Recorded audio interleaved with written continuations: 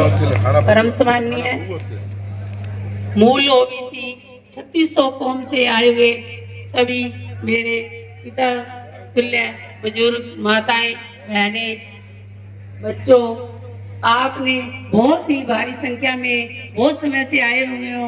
मुझे देख के बड़ा ही गर्व हो रहा है कि आपने कितनी शांति का और कितनी मेहनत से यहाँ आके पहुँच के हमें आपका सहयोग दिया। उसके लिए मैं सब लोगों को धन्यवाद करती हूँ।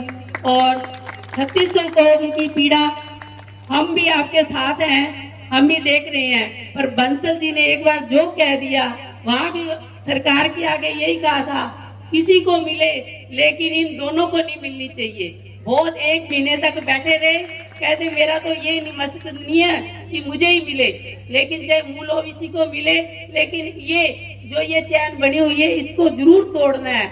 आज नहीं तो कल तोड़ूंगा। लेकिन मैं विधानसभा में ये कह के भी आए हैं कि सीएम को भी बोला, जितने भी अधिकारी गण थे, जितने भी मंत्री थे, सबको बोला मैं जा रहा हूँ, सबको कह के जा रहा हूँ, आऊंगा, जीत का सेहरा पहन के आऊंगा, 3600 कौम के साथ आपके पास आके रुकूंगा, सीधा आपके पास आऊंगा 3600 कौम के साथ और भारी मतों से जीत के आऊंगा। जो आज मुझे देख के लग रहा है कि अपने सारी पूरी की पूरी 36 को मिलके इस गढ़ को तोड़ेंगे और विजय बाबू बंसल जी को बनाएंगे। और ये आप देख रहे हैं कार्य, तो ये कार्य में तो बिल्कुल सक्षम है, इसमें तो दो राय नहीं है। और इनकी मेहनत तो आपको पता है, ये 24 घंटे में 2 घंटे सोते हैं, सुबह से लेके शाम तक दौड़ में, कभी ये थकते नहीं है, आज तक थके नहीं है। उसके वह हमारे गुरुजी आए हुए हैं टिब्बी से, और आप लोगों के साथ कंधा मिला के चलेंगे, ऐसी बात नहीं है। हम सब लोग भुक्तभोगी हैं, हमने भी 40 साल दरियां झाड़ी हैं, सब अपनी सफलता का सेहरा इनके सिर पे पहनाया है।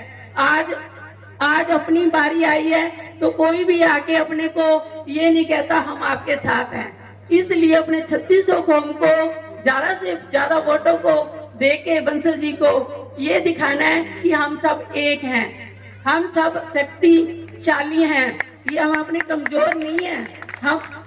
हमारा समाज भी, अगवा समाज हमारा आवाज नहीं उठाता, इसलिए ये नहीं है कि हम कमजोर हैं, हम हर काम में सक्षम हैं, शक्तिशाली हैं, इसमें कोई दो राय नहीं है। अब सरकार को ये दिखाना है कि मशीन को वोट देके विजय बना के अपने विधानसभा में सब लोगों ने 36 कौमों ने एक झंडा लहराना है। आप सबका बहुत बहुत धन्यवाद करती हूँ। आप सब लोग ने इतनी संख्या में, इतनी भारी संख्या में आके हम बंसल परिवार का मान सम्मान बढ़ाया, हमारे समाज का मान सम्मान बढ़ाया, 3600 कौम का मान सम्मान बढ़ाया।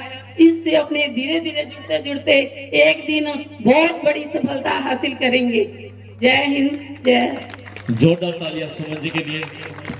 सैन समाज में की इस धर्मशाला में मूल ओबीसी के पदाधिकारी और मूल ओबीसी के समस्त जितने भी यहाँ मेरे बुजुर्गवार, युवा साथी, माताएं बहनें, मीडिया कर्मी, मैं आपको राम राम करता हूं और आपको कोटि कोटि धन्यवाद करता हूं भी आज आप लोग गणेश राज जी बंसल के लिए इतनी भारी मात्रा में जुटे हैं, उनको समर्थन देने के लिए। और मैं और गणेश राज जी बंसल का परिवार इस बात को सदा याद रखेंगे। ये एक बहुत बड़े समाज ने उनके साथ जुड़कर उनको कामयाबी देने के लिए, और एक रोष जो है उसको आज जो आपने प्रकट किया है, जो दोनों पार्टियों ने यहाँ के मूल ओबीसी समाज को नेगलेक्ट किया है, उस रोष के जो रोष आपने दिखाया है वो काबिले तारीफ है। आज आप लोगों को विदित है 25 दिसंबर को राजस्थान विधानसभा के चुनाव होने जा रहे हैं।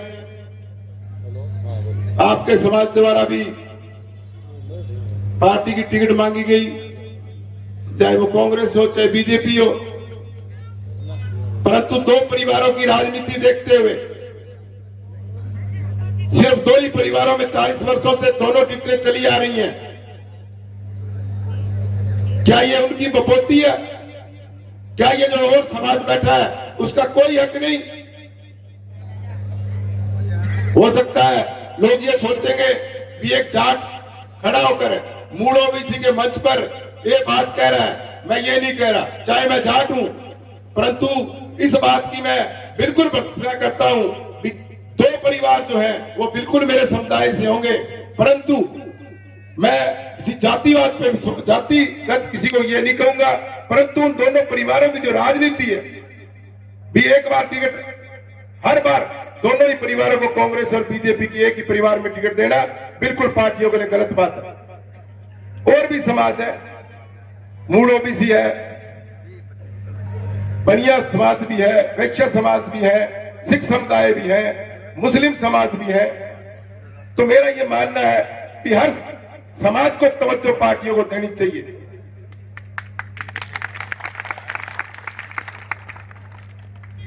दो दुकान हमारे यहाँ 40 वर्षों से चल रही है, एक लीलावाड़ी परिवार की, एक डॉक्टर राम प्रताप जोड़तिया परिवार की। हम किसी दुकान से सामान लेने जाते हैं ना, जब 1-2 साल हम उसके पास रेगुलर जाते रहते हैं तो उसको ऐसे लगता है भी अब अपना रेगुलर ग्राहक हो गया। अब ये कोई बागड़ी में 2-4 चीज मारी दे देगा तो ही दिखेगी। अब आप दुकानों ने बदलने की जरूरत है। दुकान बंद होगी तो दो दुकान नहीं खुलेगी।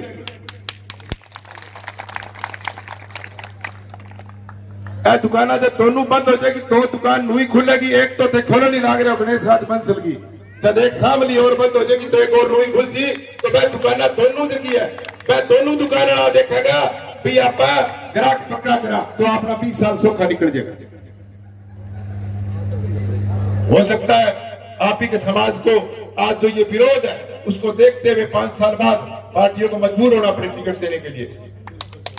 पहली बार हनुमानगढ़ के इतिहास में पहली बार मूल ओबीसी ने यह ताकत दिखाई है। और मैं ये कहना चाहूंगा कि आने वाले 5 साल में दोनों पार्टियों को सोचना पड़ेगा कि मूल ओबीसी को टिकट देनी पड़ेगी। मैं धन्यवाद देता हूं सारे मूल ओबीसी समाज का, जिन्होंने इस ताकत को इकट्ठा किया, एकजुट किया। मैं उनके प्रमुख जितने भी समाजों के जो पदाधिकारी हैं, उनके जो अध्यक्ष हैं, उनको धन्यवाद देना चाहता हूं, जिन्होंने इस सारे समाजों को इकट्ठा किया, अपने समाजों को इकट्ठा करके एक मंच पे लाए और मंच पे लाकर गणेश राज बंसल जो एक निर्दलीय प्रत्याशी के रूप में मैदान में है, दोनों पार्टियों को शिकस्त देने के लिए उनका समर्थन करने यहाँ जुटे हैं। मैं धन्यवाद देता हूं सारे पदाधिकारियों को। आपने देखा होगा गणेश राज बंसल ने चेयरमैन की सीट पर बैठने के बाद किसी समाज, किसी जाति, किसी कोई भी समुदाय को ये नहीं कहा कि मेरे पास पैसा नहीं है। कोई भी धर्मशाला, कोई भी समाज किसी अपने संस्था के लिए अगर कोई काम मांगने आया तो उन्हें सहर्ष स्वीकार किया और सहर्ष उस काम को कराया। मैं जहां खड़ा हुआ आज इस पावन धरती पर, वहां आपके सैन समाज के लोग गणेश राज बंसल के पास गए और उनको सैन समाज धर्मशाला में हॉल और उसके सौंदर्यकरण के लिए पैसा मांगा। मैं खुद मौजूद हूं, मैंने निर्माण समिति देखी है, उसको मैंने चलाया है। आज आपके यहाँ एक भव्य हॉल बनकर तैयार हुआ है। प्रजापति धर्मशाला के अंदर देखिए शौचालय का निर्माण हुआ। कोई भी संस्था ने आकर, चाहे वो सिख समाज हो, चाहे वो सैन समाज हो, चाहे वो प्रजापति समाज हो, चाहे वो मुस्लिम समाज हो, चाहे वो मुस्लिम जाट बिछड़ोई समाज हो, कोई भी एक समाज आके ये नहीं कह सकता कि गणेश राज बंसल के पास कुछ मांगने गए और उसने हमें बैंक लौटा दिया। आपके शहर में आज आप सैन समाज धर्मशाला के आगे जो रोड निकल रही है, क्या आज से 4 साल पहले ऐसी थी? सिविल लाइन का एरिया जहां आज आपकी धर्मशाला है, इतना पोश एरिया बनेगा कभी किसी ने सोचा नहीं था। 5 साल पिछली सरकार में मंत्री, सेंटर की सरकार, राजस्थान सरकार और यहाँ का चेयरमैन कड़ी से कड़ी लोगों ने जोड़ के दी और उसके बावजूद उन्होंने लोगों को बेवकूफ बनाया, कोई काम तक नहीं किया। और एक ही बात आती थी, हमारे पास पैसा नहीं है। जिस दिन गणेश राज बंसल नगर परिषद सभापति की कुर्सी पे बैठे, 35 करोड़ रुपया कर्जा हमें देके गए। कहीं घबराहट नहीं थी, कहीं फिक्र नहीं थी। उस 35 करोड़ रुपए को हमने उतारा, उस कर्जे का भुगतान किया और 1 साल जो कोरोना काल चला उसमें हर आदमी, गरीब आदमी कम से कम घरों में कैद होकर बैठा। उसमें हमारे दोनों जनप्रतिनिधि भी इस डर से बैठ गए मां कोरोना ना हो जाए।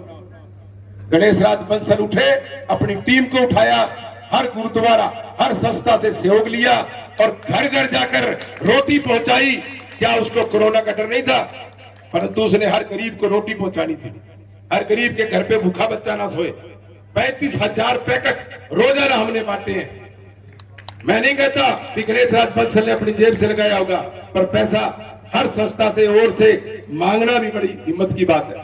गुरुद्वारों से सहयोग मांगा, रसोइयों से सहयोग मांगा और 35,000 पैकेट रोज पैक करके डोर टू डोर, जो व्यक्ति सक्षम नहीं था, जिसके पास लेबर क्लास जो जाके अपने मजदूरी करके रोटी कमाता था, उसके घर तक रोटी पहुंचाने का काम किया।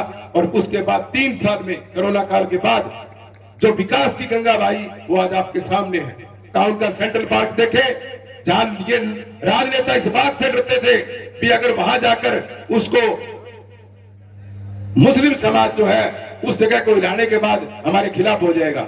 मैं धन्यवाद देता हूं समाज का, मुस्लिम समाज का, जिन्होंने जिस दिन सेंट्रल पार्क का उद्घाटन था, गणेश बंसल को बुलाकर 500 आदमी सम्मानित किया और उन्होंने ये कहा कि आज हमारे पूर्वजों की रूहों को सुकून मिला है।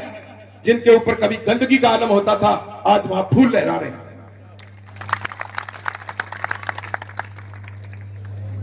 बड़े बड़े मोड़ जो कभी किसी ने ताकत नहीं दिखाई, इनको खुला कराया जा सकता है। सूरतगढ़ मोड़, स्कूल का मोड़ देखें, अंडरपास बना है, वहां शमशान भूमि का मोड़ जो बिल्कुल क्रॉस मोड़ था उसको टेपर किया गया। फतेहगढ़ मोड़ के बीचों बीच दुकान थी और जिसके लिए सीएमओ से भी फोन आया, भाई सभापति जी इस दुकान को नहीं लाओगे।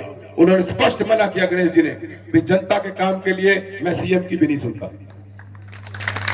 अगर ऐसा दबंग आदमी हनुमानगढ़ का विधायक होकर राजस्थान की विधानसभा में कर देगा तो कहीं कोई अतिशोक्ति नहीं है। हनुमानगढ़ की विधानसभा